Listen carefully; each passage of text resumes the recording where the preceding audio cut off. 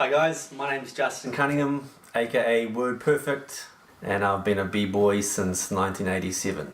My name was Word P, microphone controller from the O3, microphone king homeboy, and I'm an OG.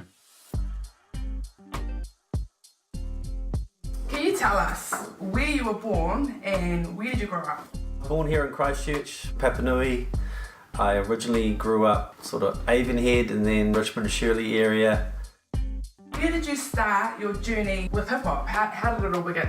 Well, it first started about 1984, a thing in New Zealand called the Bop Olympics. The original New Zealand name for breakdancing, because actually bopping wasn't the actual correct term. But it wasn't until 1987 that I really fell in love with it. A friend of mine, Anton Carter, also known as MC Antsman, he went and bought 2 records. Run DMC, Raising Hell I think it was. The other one was Beastie Boys, Licensed to Ill. And at that stage I was into all sorts of alternative music, but he put those 2 records on and I was just like, what is this? This is crazy.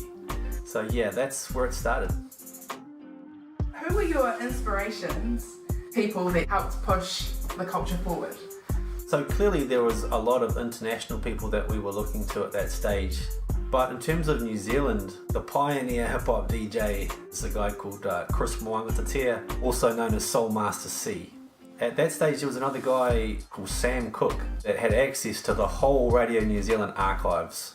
Another guy called Greg Churchill, who's now known as a massive progressive dance DJ producer. But at that stage, he was involved with hip hop. And then there were other dudes that had a different style to us that were also involved. A guy called Jody Branson formed a group called Dark Tower.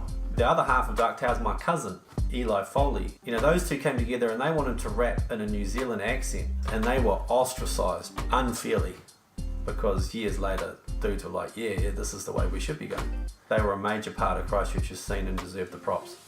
Then another guy came to Christchurch. His name was Hamish Clark, aka Hamey Haim.